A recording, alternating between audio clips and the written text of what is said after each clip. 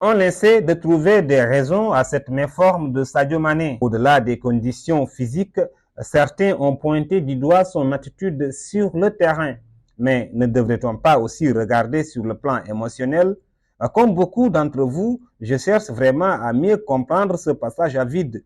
Je ne doute pas, certes, de ses capacités mentales. Et s'il est arrivé à ce niveau dans sa carrière, en dehors de ses qualités de footballeur, c'est en partie grâce à ça. Sans oublier aussi son exigence, bien sûr.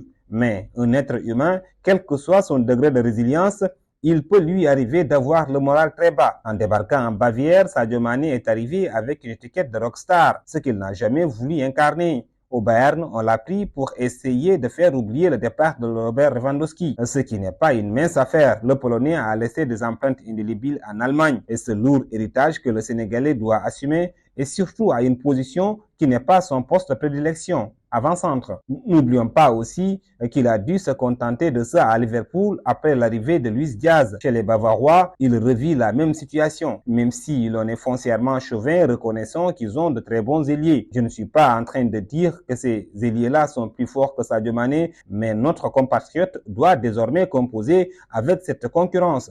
Serge Gnabry, Kingsley Coman et Leroy Sané. Thomas Müller et Jamal Musiala semblent intouchables. Au Paris Saint-Germain, par exemple, les joueurs jouent pour Kylian Mbappé. Au Bayern Munich, ce n'est pas forcément le cas. Cela fait partie des choses qui ne facilitent pas son intégration. Malgré son salaire imposant, il n'a pas encore cette aura dans le vestiaire bavarois. Son adaptation a été compliquée et puis la blessure est arrivée au mauvais moment. Il devait être brisé, être privé de la Coupe du Monde. À seulement quelques jours du début de la compétition, ça fait énormément mal. D'autant plus que Sadio Mané est le porte-étendard de la sélection nationale sénégalaise. Il aurait pu se refaire une santé en sélection au Qatar et repartir du bon pied en Bavière. D'ailleurs, cela s'est vu quelques mois plus tôt. Être à nouveau avec ses coéquipiers de la tanière lui avait permis de trouver une énergie positive. Cela déteint de ses performances en club. Mais être forfait pour la Coupe du Monde a été un véritable coup de massue. Il a même reconnu avoir été triste dans un entretien accordé à Bild. Et puis, il y a ce vote polémique lors du trophée The Best,